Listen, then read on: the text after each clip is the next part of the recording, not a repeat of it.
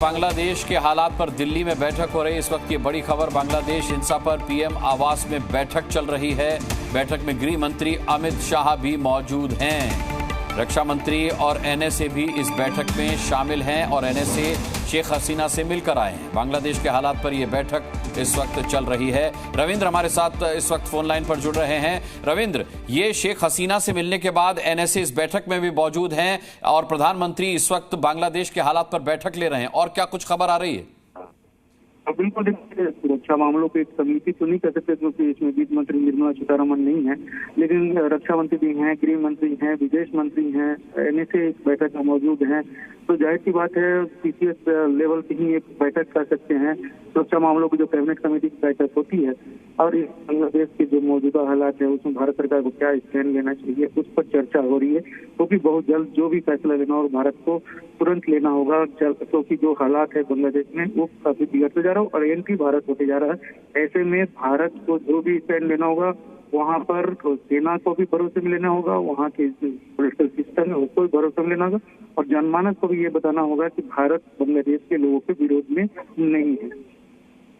रविंद्र, इस समय भारत के सामने दोहरी चुनौती है। शेख हसीना का क्या करना है, शेख हसीना की मदद कैसे करनी है और वहां पर जो अंतरिम सरकार बनेगी उसके साथ कैसे सामंजस्य बिठाना है। तो ये बैठक जो प्रधानमंत्री आवास पर इस वक्त चल रही है इस लिहाज से बहुत अहम हो सकती है। बिल्कुल, देखिए, जाहिर की बात है कि बांग्लादेश में जो हालात पहले एक आपके सहयोगी था, एक विदेशी था भारत में, जैसे काफी मधुर संबंध थे, उनको रिजाइन करना पड़ा शेख हसीना को। वो भारत में आके अभी मौजूद हैं। उनको कैसे क्या करना होगा, उनका भविष्य, क्योंकि भारत कभी भी उनको अधर में नहीं छोड़ सकता है।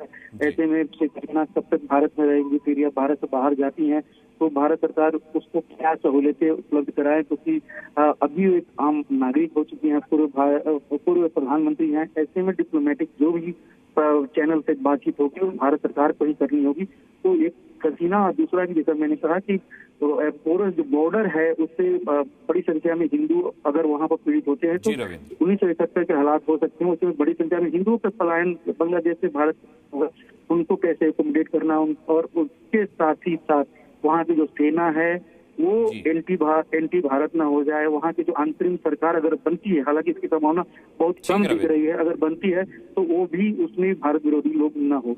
ठीक है, आप नजर बनाए रखिएगा इस बैठक पर। अपडेट के लिए आपके पास आएंगे रविंद्र कुमार, हमें तमाम जानकारी देते हुए। बहुत बहुत धन्यवाद रविंद्र इस तमाम जानकारी के लिए आपका। अब सवाल यह है कि बांग्लादेश में जो कुछ हो रहा है उसका भारत पर क्या असर पड़ेगा, बांग्लादेश में तख्ता पलट पर भारत पर क्या इंपैक्ट होगा। अब जरा आपको ये समझाते हैं कि इसका इंपैक्ट क्या होगा।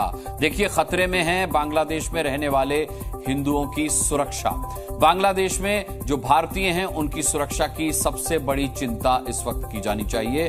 बांग्लादेश में अस्थिरता से सीमा पर हलचल बढ़ेगी। बांग्लादेश से भारत में घुसपैठ बढ़ने की भी आशंका है, क्योंकि जो हिंदू वहां पर सताए जाएंगे, जो पीड़न का शिकार होंगे, वो भारत में शरण लेना चाहेंगे। नई सरकार के साथ भारत के रिश्तों पर अभी संशय है कि जो वहां अंतरिम सरकार बनेगी भारत के साथ उसके कैसे रिश्ते होंगे। कट्टरपंथी ताकतें मजबूत हुई तो भारत के लिए यह चिंता और भी ज्यादा बढ़ जाएगी। बांग्लादेश में चीन पाकिस्तान का दखल जो है वो बढ़ेगा, क्योंकि ये सब किया धरा, ये तख्ता पलट जो है ये चीन और पाकिस्तान का ही किया धरा माना जा रहा है। और इसीलिए हम कह रहे हैं कि भारत के पड़ोस में तख्ता पलट के पीछे चीन और पाकिस्तान का हाथ है।